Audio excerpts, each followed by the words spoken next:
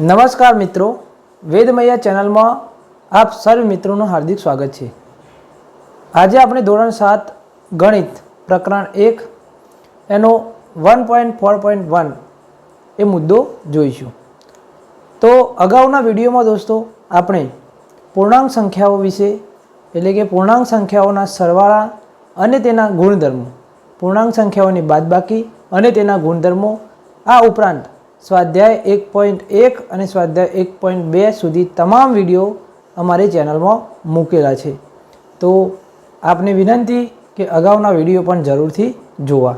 હવે આજે આપણે શરૂ કરીએ કે પૂર્ણાંક સંખ્યાઓના ગુણાકાર। તો પૂર્ણાંક સંખ્યાઓમાં જોઈએ તો ધન પૂર્ણાંકનો ધન પૂર્ણાંક સાથેનો ગુણાકાર, ધન પૂર્ણાંકનો ઋણ પૂર્ણાંક સાથે ગુણાકાર, ઋણ પૂર્ણાંકનો ઋણ પૂર્ણાંક સાથે ગુણાકાર અને એકથી વધુ ઋણ પૂર્ણાંકો હોય तो केवी रीते गुणाकार करवो ए बधी ज माहिती आजे आपणे आ विडियो में शीखीशुं। तो चालो हवे आपणे शरू करीए।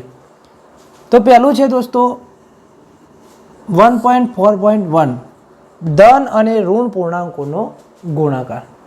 तो हवे आपणे धन अने ऋण पूर्णांकोनो गुणाकार केवी रीते करवो एना विषे शीखीए। आपणे बधा सौ जाणीए छीए के गुणाकार ए पुनरावर्तित सरवाळो छे।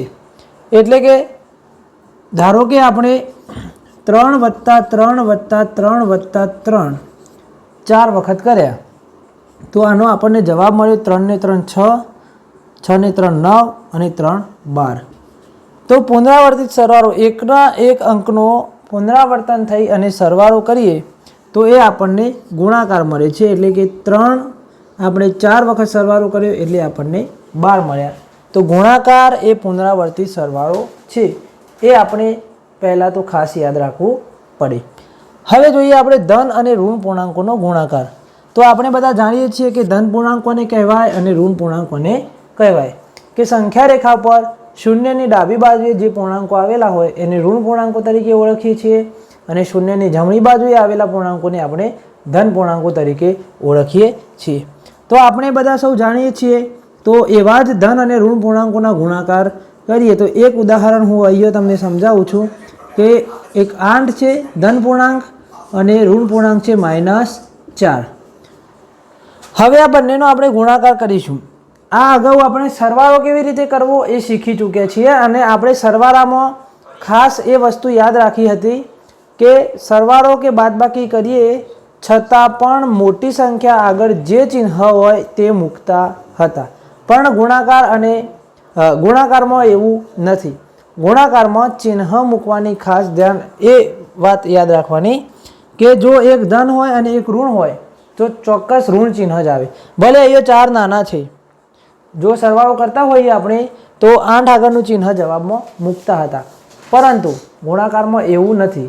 गुणाकार में धन अने ऋण होय तो ऋण ज जवाब आवे અને બંને ઋણ હોય તો ધન જવાબ આવે। એ આપણે નિયમ પાછળથી જોઈએ છીએ। તો ચલો અહીંયા ગુણાકાર કરીએ। 8 × ઋણ 4 એટલે 8 ચોક 32 અને જવાબ મળશે ઋણ 32। ઋણ 32 કેવી રીતે મળ્યા એની આપણે ચર્ચા પાછળ કરીએ છીએ।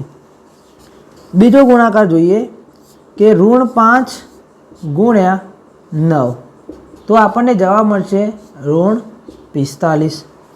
આપણે ધન અને ઋણ પૂર્ણાંકોનો ગુણાકાર કરીએ છીએ। ત્રીજો જોઈએ તો 3 × ઋણ 3 તો 3 × ઋણ 3 આપણને મળશે ઋણ 9। તો આ ભાઈ જોઈ શકો છો કે કોઈ પણ ગુણાકાર કરીએ ત્યારે જો એક ઋણ પૂર્ણાંક હોય તો જવાબ આપણને ઋણ પૂર્ણાંક મળે છે। તો આના ઉપરથી આપણે કહી શકીએ કે ધન પૂર્ણાંક गुण्या ऋण पूर्णांक ज्यारे गुणाकार करीशुं त्यारे आपने जवाब मळशे ऋण पूर्णांक। ऋण पूर्णांक ए ज रीते जो ऋण पूर्णांकनो गुणाकार धन पूर्णांक साथे करीए, ऋण पूर्णांक गुण्या धन पूर्णांक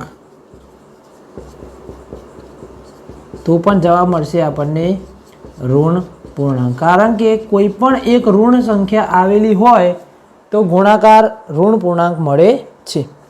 તો આના ઉપરથી આપણે એ કહી શકીએ કે એ વ્યાપક સ્વરૂપમાં આપણે કહી શકીએ કે a ગુણ્યા માઇનસ બી હોય તો માઇનસ a ગુણ્યા બી થાય અને માઇનસ a ગુણ્યા બી આપણને આ રીતે પરિણામ પણ મળે કે જે પરિણામ મળે એ ઋણ થાય.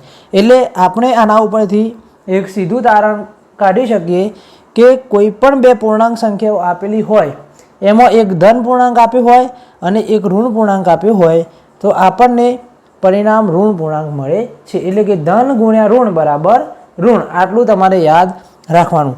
હવે આપણે આના ઉદાહરણ જોઈશું, પણ ઉદાહરણ આપણે ઋણ અને ઋણ પૂર્ણાંકોનો ગુણાકાર કેવી રીતે થાય અને એકથી વધુ ઋણ પૂર્ણાંકો આપેલા હોય ત્યારે ગુણાકાર કેવી રીતે થાય અને એ બધાના ઉદાહરણો આપણે એક સાથે જોઈશું. એટલે કોન્સેપ્ટ તમારો વધુ મજબૂત બને.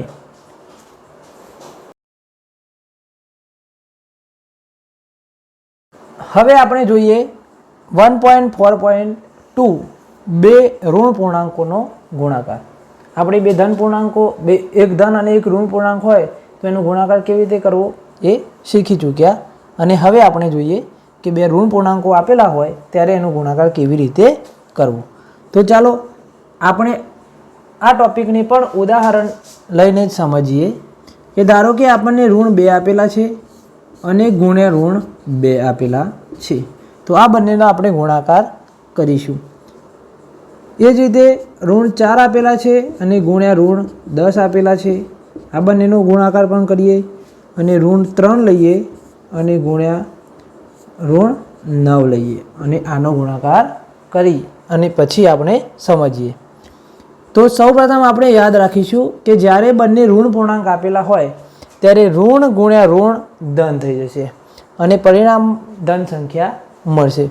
એટલે કે 2 ગુણ્યા 2 એટલે 4 થશે અને ઋણ ગુણ્યા ઋણ એટલે ધન, એટલે મળતું પરિણામ એ આપણને ધન 4 મળશે.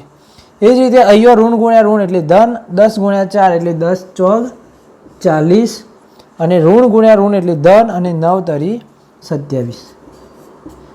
તો આ ઉપરથી આપણે કહી શકીએ કે જ્યારે પણ કોઈ બે ઋણ પૂર્ણાંકોનો ગુણાકાર થતો હોય એટલે કે ઋણ પૂર્ણાંકનો ગુણાકાર ઋણ પૂર્ણાંક સાથે થતો હોય ત્યારે પરિણામ ધન પૂર્ણાંક મળે છે. એટલે કે ઋણ પૂર્ણાંક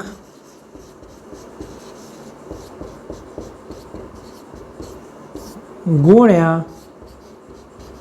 ઋણ પૂર્ણાંક બરાબર ધન પૂર્ણાંક.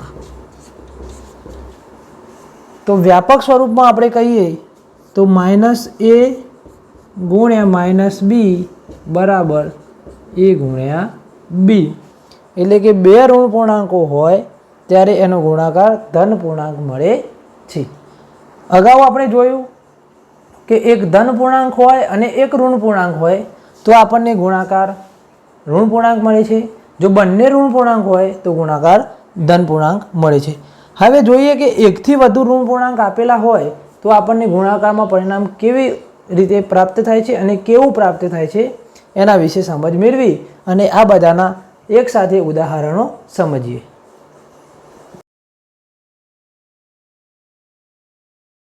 હવે આપણે જોઈએ 1.4.3 3 કે તેથી વધુ ઋણ પૂર્ણાંકોનો ગુણાકાર. આપણે ધન અને ઋણ પૂર્ણાંકોનો ગુણાકાર જોયો, ઋણ અને ઋણ પૂર્ણાંકોનો ગુણાકાર જોયો અને હવે આપણે જોઈએ કે 3 કે તેથી વધુ ઋણ પૂર્ણાંકો આપ્યા હોય તો એનો ગુણાકાર કેવી રીતે કરવો.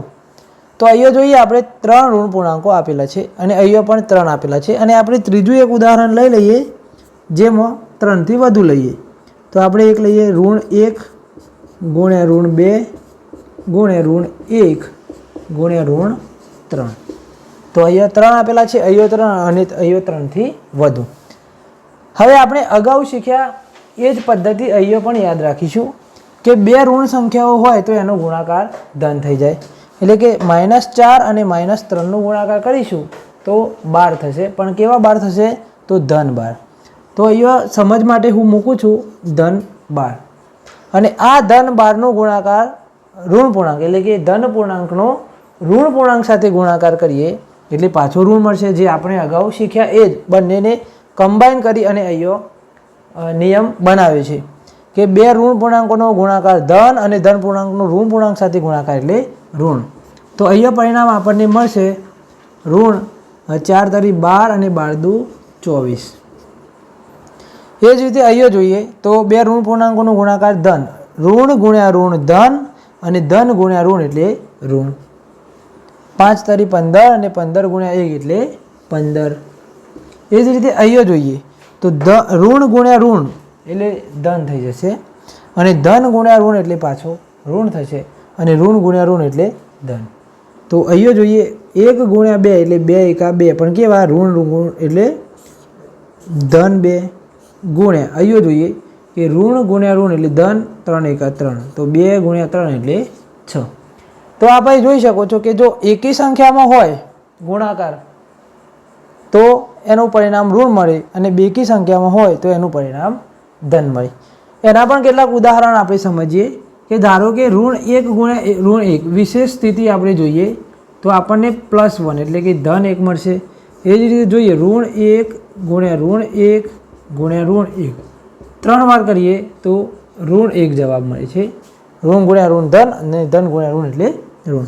એ જ રીતે ઋણ 1 ગુણ્યા ઋણ 1 ગુણ્યા ઋણ 1 ગુણ્યા ઋણ 1 બરાબર ધન 1. એ જ રીતે ઋણ 1 ગુણ્યા ઋણ 1 ગુણ્યા ઋણ 1 ગુણ્યા ઋણ 1 ગુણ્યા ઋણ 1 બરાબર -1. આપ જોઈ શકો છો કે જો એકી સંખ્યામાં હોય તો પરિણામ ઋણ મળે છે, બેકી સંખ્યામાં હોય તો પરિણામ ધન મળે છે, પણ બધા ઋણ પૂર્ણાંકો હોવા જરૂરી છે ત્યારે જ આ પરિસ્થિતિને એપ્લાય કરી શકાય. હવે આપણે ત્રણેય જે નિયમો શીખ્યા એના ઉદાહરણ સમજીએ એટલે તમારી સમજ વધુ મજબૂત થશે.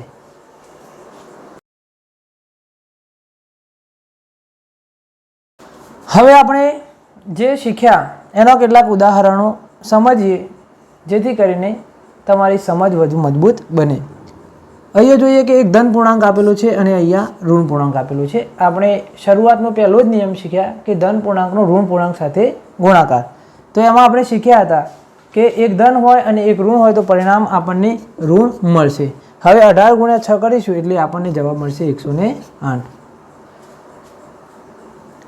ત્યાર પછી જોઈએ ઋણ 22 ગુણ્યા 5, એમાં પણ એક ઋણ અને એક ધન છે એટલે પરિણામ આપણને ઋણ મળશે અને 22 ગુણ્યા 5 110. એ જ રીતે અહીંયા જોઈએ કે ઋણ 31 ગુણ્યા ઋણ 100. આપણે સેકન્ડ નંબરનો જે નિયમ ભણ્યા એની વાત છે કે જો બંને ઋણ હોય તો પરિણામ ધન મળે એટલે કે 31 ગુણ્યા 100 બરાબર થઈ જશે 3100. એ જ રીતે ઋણ 25 ગુણ્યા ઋણ 25 એટલે ઋણ ગુણ્યા ઋણ ધન થઈ જશે અને 25 ગુણ્યા 25 કરીશું એટલે આપણને મળશે પરિણામ 625. એ જ રીતે અહીંયા જોઈએ તો 1 2 3 અને 4 ચાર સંખ્યાઓ આપેલી છે એટલે કે બેકી સંખ્યા છે અને બધા ઋણ ચિહ્નો આપેલા છે એટલે પરિણામ આપણને ધન પ્રાપ્ત થશે એ નક્કી થઈ ગયું. હવે ગુણાકાર કરીએ તો 5 ગુણ્યા 9 એટલે 5 9 45 ગુણ્યા 1 એટલે 45 એકા 45 અને ગુણ્યા 2 એટલે 45 દુ 90. અને એ જ રીતે અહીંયા જોઈએ 1 2 અને 3 એટલે કે એકી સંખ્યામાં ઋણ પૂર્ણાંકોનો ગુણાકાર કરવાનો છે તો પરિણામ ઋણ મળશે અને ઋણ 1 ગુણ્યા ઋણ 2 એટલે ધન 2 અને ધન 2 ગુણ્યા ઋણ 3 એટલે 3 દુ 6 પણ કેવા ઋણ 6. તો આપ અહીં પૂર્ણાંક સંખ્યાઓના ગુણાકાર જોઈ શકો છો કે આપણે પૂર્ણાંક સંખ્યાઓના ગુણાકાર કેવી રીતે કરી શકીએ અને વધુ ઉદાહરણ લઈને પણ આપ આ મુદ્દાને વધુ સારી રીતે શીખી શકો છો. આ મુદ્દાને સમજવામાં જો કોઈ તકલીફ જણાય તો જરૂરથી કોમેન્ટ કરજો તો ચોક્કસથી તમને એનો જવાબ પણ આપીશું.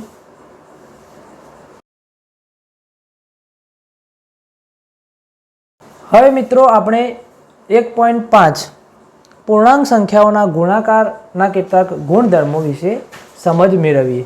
તો મિત્રો આપણે સરવાળા અને બાદબાકીની સમૃદ્ધતાના નિયમ વિશે ચર્ચા કરી ચૂક્યા હતા જેના માટે સ્પેશિયલ વિડીયો પણ અપલોડ કરે છે. આપ એ વિડીયોની મુલાકાત લઈ અને શીખી શકો છો. હવે જોઈએ ગુણાકાર વિશે સમૃદ્ધતા. તો સમૃદ્ધતા માટે આપણે ખાસ એ યાદ રાખીશું કે સમૃદ્ધતાનો નિયમ એ કોઈપણ સંખ્યા માટે જ્યારે લાગુ પડતો હોય ત્યારે જે સંખ્યાઓ માટે સમૃદ્ધતાનો નિયમ લાગુ કરતા હોઈએ એટલે એનો સરવાળો કરીએ, બાદબાકી કરીએ, ગુણાકાર કરીએ કે ભાગાકાર કરીએ તો પરિણામ એ સંખ્યાનું સ્વરૂપ મળવું જોઈએ. અહીંયા આપણે પૂર્ણાંક સંખ્યા વિશે વાત કરીએ છીએ તો કોઈપણ બે પૂર્ણાંક સંખ્યાઓનો ગુણાકાર કરીએ ત્યારે પરિણામ જો પૂર્ણાંક સંખ્યા મળે તો પૂર્ણાંક સંખ્યાઓ ગુણાકાર માટે સમૃદ્ધ છે એવું કહી શકીએ. હવે આપણે ઉદાહરણ દ્વારા સમજીએ કે આપણે એક ઉદાહરણ લઈએ કે 3 ગુણ્યા 2 બંને ધન પૂર્ણાંક લીધા અને આપણને પરિણામ મળ્યું 6. એ જ રીતે આપણે બીજું લઈએ કે ઋણ 9 ગુણ્યા 10, તો એક ઋણ અને એક ધન છે. આપણે શીખી ચૂક્યા એ પ્રમાણે 10 ગુણ્યા 9 એટલે 90, પણ કેવા મળશે? ધન ગુણ્યા ઋણ એટલે ઋણ. એ જ રીતે ત્રીજું એક ઉદાહરણ લઈએ, ઋણ 4 ગુણ્યા ઋણ 4, તો બંને ઋણ હોવાથી આપણને મળશે 4 ગુણ્યા 4, 4 ચોક 16, પણ અને ધન ગુણ્યા ઋણ એટલે પરિણામ મળશે ધન. એ જ રીતે એક ચોથું ઉદાહરણ લઈએ કે ઋણ 1 ગુણ્યા ઋણ 1 ગુણ્યા ઋણ 1, તો 3 વખત આયા ઋણ પૂર્ણાંકોનો ગુણાકાર એટલે ઋણ જવાબ મળશે, અને 1 ગુણ્યા 1 ગુણ્યા 1 એટલે 1, તો ઋણ 1. હવે આપ જોઈ શકો છો કે અહીંયા પણ પૂર્ણાંક સંખ્યા આપેલી છે અને આ પણ પૂર્ણાંક સંખ્યા છે, અને આપણને જે પરિણામ મળ્યું એ પણ પૂર્ણાંક સંખ્યા છે. પરિણામ આપણને પૂર્ણાંક સંખ્યા મળ્યું એટલે કે સ્વરૂપ એના એ જ મળ્યું. એ જ રીતે ઋણ 9 એ ઋણ પૂર્ણાંક સંખ્યા છે અને આ ધન પૂર્ણાંક સંખ્યા છે, અને પરિણામ મળ્યું એ ઋણ પૂર્ણાંક, પણ વાસ્તવમાં ઋણ પૂર્ણાંક પણ પૂર્ણાંક સંખ્યા છે, એટલે કે આપણને પૂર્ણાંક સંખ્યા મળ્યું. એ જ રીતે અહીંયા આપ જોઈ શકો છો કે આ પણ પૂર્ણાંક સંખ્યા છે અને આ પણ પૂર્ણાંક સંખ્યા છે, અને પરિણામ આપણને મળ્યું એ પણ પૂર્ણાંક સંખ્યા છે. એ જ રીતે ઋણ 1 પણ પૂર્ણાંક સંખ્યા છે, ઋણ 1 ફરીથી પૂર્ણાંક સંખ્યા છે, અને આ પણ પૂર્ણાંક સંખ્યા છે, અને આપણને જે પરિણામ ઋણ 1 મળ્યું એ પણ પૂર્ણાંક સંખ્યા છે. એટલે ગુણાકાર માટે આપણે જોઈએ કે કોઈ પણ પૂર્ણાંક સંખ્યાઓનો ગુણાકાર કરીએ ત્યારે આપણને પરિણામ પૂર્ણાંક સંખ્યા મળે છે. એટલે આ ઉપરથી આપણે કહી શકીએ કે પૂર્ણાંક સંખ્યાઓ માટે પૂર્ણાંક સંખ્યાઓના ગુણાકાર કરવાથી પરિણામ પૂર્ણાંક સંખ્યા જ મળે છે.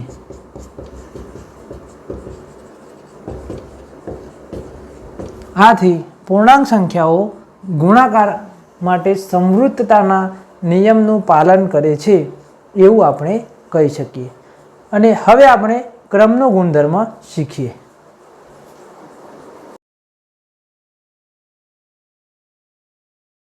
હવે આપણે 1.5.2 ગુણાકાર માટે ક્રમનો ગુણધર્મ એના વિશે શીખીએ. તો આપણે સરવાળા અને બાદબાકી માટે ક્રમનો નિયમ શીખ્યા હતા, જેમાં પૂર્ણાંક સંખ્યાઓના સરવાળા સમક્રમી હતા, જ્યારે પૂર્ણાંક સંખ્યાઓની બાદબાકી સમક્રમી ન હતી. હવે આપણે જોઈએ ગુણાકાર સમક્રમી છે કે નહીં. તો એના માટે આપણે કેટલાક ઉદાહરણ દ્વારા સમજ મેળવીએ. કે આપણે ઉદાહરણ એક લઈએ કે ઋણ 4નો ગુણાકાર આપણે 3 સાથે કરીએ. તો ઋણ 4નો ગુણાકાર 3 સાથે કરીએ તો આપણે બધા જાણીએ છીએ કે ઋણ ગુણ્યા ધન હોય તો પરિણામ ઋણ મળે છે, અને 4 ગુણ્યા 3 એટલે 4 તરી 12. હવે આપણે આનો ક્રમ બદલીએ તો ક્રમ બદલતા 3ને 4ની જગ્યાએ લખીશું અને 4ને 3ની જગ્યાએ, એટલે કે 3 ગુણ્યા ઋણ 4 કરીશું. તો 3 ગુણ્યા ઋણ 4 કરવાથી પણ 3 ચોક 12 માઇનસ, એટલે કે ઋણ પૂર્ણાંક, અને જવાબ મળ્યો 12. એ જ રીતે બીજું ઉદાહરણ લઈને સમજીએ કે 7 ગુણ્યા ઋણ 10. તો 7 અને 10નો ઋણ 10નો ગુણાકાર કરીએ તો આપણને પરિણામ મળશે ઋણ 70. 7 દાન 70 અને ઋણ પૂર્ણાંક. આનો આપણે ક્રમ બદલીએ તો ક્રમ બદલીએ તો ઋણ 10 ગુણ્યા 7, પરિણામ મળ્યું ઋણ 70. તો આપ જોઈ શકો છો બે ઉદાહરણના આધારે કે કોઈ પણ ક્રમમાં ગુણાકાર કરીએ તો પરિણામ બદલાતું નથી, પરિણામ તો આપણને સરખું જ મળે છે.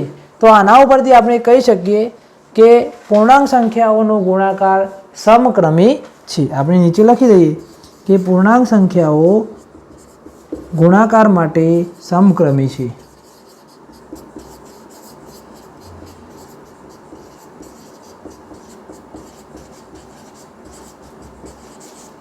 અને આપણે જો વ્યાપક સ્વરૂપમાં લઈએ તો a ગુણ્યા b બરાબર b ગુણ્યા a, આવું આપણે કહી શકીએ કે કોઈ પણ ક્રમમાં પૂર્ણાંક સંખ્યાઓનો ગુણાકાર કરીશું તો જવાબ પૂર્ણાંક સંખ્યા જ મળે છે.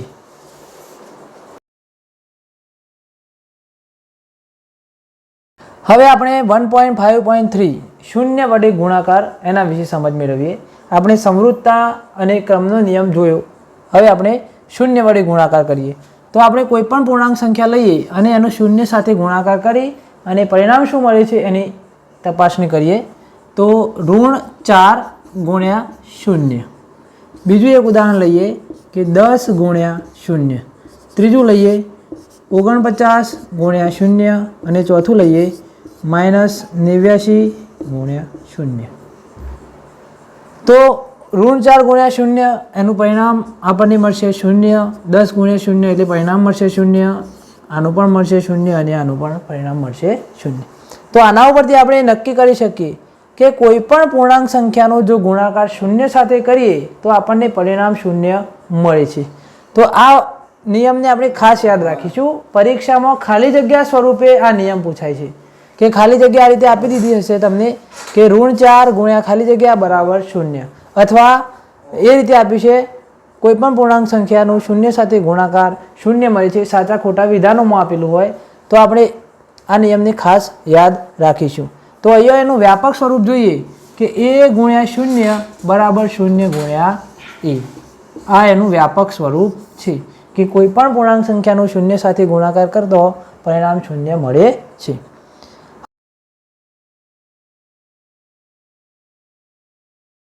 હવે આપણે 1.5.4 ગુણાકારની તટસ્થ સંખ્યા વિશે જોઈએ. આપણે સરવાળાની તટસ્થ સંખ્યા જોઈ હતી. સરવાળા માટેની તટસ્થ સંખ્યા 0 હતી. એમાં આપણે એ શીખ્યા હતા કે કોઈ પણ પૂર્ણાંક સંખ્યાનો સરવાળો 0 સાથે કરવામાં આવે તો જવાબમાં જે તે પૂર્ણાંક સંખ્યા મળે છે. તો ગુણાકાર માટે તટસ્થ સંખ્યામાં પણ એ જ નિયમ છે કે કોઈ પણ પૂર્ણાંક સંખ્યાનો ગુણાકાર એવી કઈ સંખ્યા સાથે આપણે કરીએ તો જવાબ જે તે પૂર્ણાંક સંખ્યા જ મળે. તો જે સંખ્યા સાથે ગુણાકાર કરવાથી જો જવાબ તેના તે સંખ્યા મળતી હોય તો એ સરવાળા ગુણાકાર માટે તટસ્થ છે એવું આપણે કહીશું. હવે આપણે એને ઉદાહરણ તરીકે સમજીએ કે 100 ગુણ્યા 1. 100નો ગુણાકાર 1 સાથે કરીએ તો પરિણામ 100 મળ્યું. એ જ રીતે આપણે બીજું ઉદાહરણ લઈએ કે 76 ગુણ્યા 1 બરાબર 76. એ જ રીતે ત્રીજું લઈએ -50 ગુણ્યા 1 બરાબર -50. આપણે ચોથું લઈએ -88 ગુણ્યા 1 બરાબર -88. તો અહીં આપ જોઈ શકો છો કે 100નો ગુણાકાર 1 સાથે કરવાથી પરિણામ 100 મળ્યું. 76નો ગુણાકાર 1 સાથે કરવાથી પરિણામ 76 મળ્યું. -50નો ગુણાકાર 1 સાથે કરવાથી -50 મળ્યો અને 88 એટલે કે -88નો ગુણાકાર 1 સાથે કરવાથી પરિણામ -88 મળ્યું. એટલે કે કોઈ પણ પૂર્ણાંક સંખ્યા અહીંયા જોઈએ કે તમામે તમામ ઉદાહરણમાં જોઈએ તો કોઈ પણ પૂર્ણાંક સંખ્યાનો 1 સાથે ગુણાકાર કરવાથી પરિણામ તેના તે જ પૂર્ણાંક સંખ્યા મળે છે. માટે આપણે કહી શકીએ કે એક પૂર્ણાંક સંખ્યાના ગુણાકાર માટે તટસ્થ સંખ્યા છે. હવે આનું વ્યાપક સ્વરૂપ જોઈએ આપણે તો a ગુણ્યા 1 બરાબર a અને 1 ગુણ્યા a બરાબર પણ a. એટલે કે 1 સાથે કોઈ પણ પૂર્ણાંક સંખ્યાનો ગુણાકાર કરીએ તો તે પૂર્ણાંક સંખ્યા ગુણાકારમાં જવાબમાં આપણને પ્રાપ્ત થાય છે. એટલે ગુણાકાર માટે તટસ્થ સંખ્યા 1 છે એવું આપણે કહી શકીએ. હવે આપણે જૂથનો ગુણધર્મ શીખી અને આપણો વિડીયો પૂર્ણ કરીશું.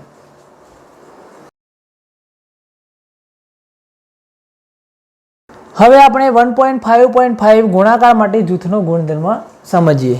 તો અહીં આપણને 3 પૂર્ણાંક સંખ્યાઓ આપેલી છે, -3, -2 અને 5. હવે આનું આપણે જૂથ બનાવી અને ગુણાકાર કરીએ તો -3 ગુણ્યા -2 આ બંનેનું એક જૂથ બનાવીએ અને 5ને કૌંસની બહાર રાખીશું. હવે ઋણ ગુણ્યા ઋણ એટલે ધન પૂર્ણાંક આપણને મળશે 3 ગુણ્યા 2 6 અને ગુણ્યા 5 બરાબર 30 જવાબ મળે. હવે આપણે કોઈ પણ બીજા બે પૂર્ણાંકોનું આના સિવાય બીજા બે પૂર્ણાંકોનું જૂથ બનાવીએ તો આ વખતે આપણે 3ને કૌંસની બહાર રાખીશું અને જૂથ બનાવીએ તો -3 ગુણ્યા મોટા કૌંસમાં -2 ગુણ્યા 5 બરાબર -3 ગુણ્યા ઋણ ગુણ્યા ધન એટલે આપણે જાણીએ છીએ કે ઋણ 2 પંચો 10. હવે પાછો ઋણ ગુણ્યા ઋણ એટલે ધન અને 3 ગુણ્યા 10 એટલે 30. તો આપ જોઈ શકો છો કે જૂથ બનાવી અને પરિણામ મેળવ્યું તો આપણને સમાન પરિણામ મળ્યું. એ જ રીતે આપણે ત્રીજું એક જૂથ બનાવી અને પરિણામ મેળવીએ તો અહીંયા આપણે 5ને કૌંસની બહાર મૂક્યા, અહીંયા ઋણ 3ને કૌંસની બહાર મૂક્યા અને હવે આપણે ઋણ 2ને કૌંસની બહાર મૂકી અને ચેક કરી લઈએ. તો ઋણ 2 કૌંસની બહાર મૂકવાના છે તો ઋણ 3 ગુણ્યા 5 ગુણ્યા ઋણ 2. અહીંયા આપ જોઈ શકો છો કે ઋણ ગુણ્યા ધન એટલે ઋણ 5 ગુણ્યા 3 એટલે 15 ગુણ્યા ઋણ 2, ઋણ ગુણ્યા ઋણ એટલે ધન અને 15 ગુણ્યા 2 એટલે 30.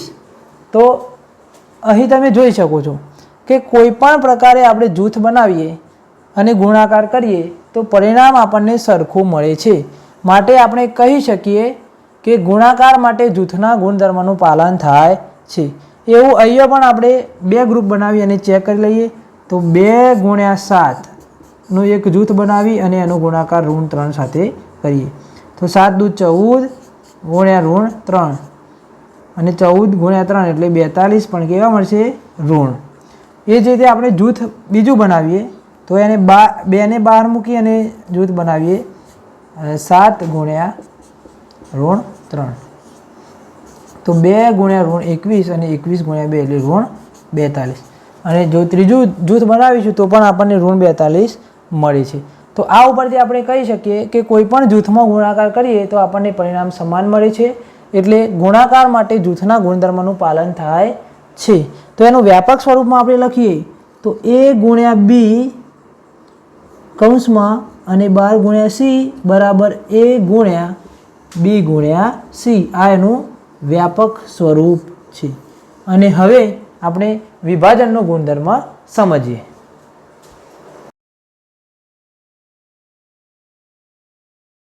હવે આપણે વિભાજનનો ગુણધર્મ સમજીએ 1.5.6.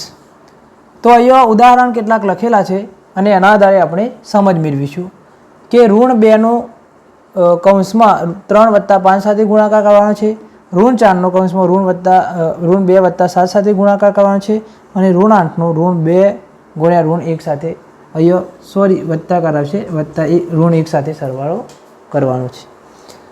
હવે અહીંયા 3 વત્તા 5 એટલે 8 ગુણ્યા ઋણ 2 કરીશું તો પરિણામ તો આપણને મળશે પણ પદ્ધતિથી નહીં મળે એટલે ખોટું પડી શકે. કારણ કે પરીક્ષામાં જ્યારે પૂછાય કે વિભાજનના ગુણધર્મનો ઉપયોગ કરી અને ગણતરી કરો ત્યારે આપણે પ્રોપર ગુણધર્મનો ઉપયોગ કરીને જ ગણતરી કરવી પડી. 5 વત્તા 3 એટલે 8 ગુણ્યા 2 એટલે ઋણ 16 આપણને પરિણામ મળે પણ એ ગુણધર્મના ઉપયોગ વગર કરીએ તો આપણો જવાબ ખોટો પડે. તો ગુણધર્મનો ઉપયોગ કેવી રીતે કરવો એ ચાલો હવે શીખીએ. તો અહીંયા જોઈએ કે ઋણ 2 એનો ગુણાકાર આપણે 3 વત્તા 5 સાથે કરવાનો છે.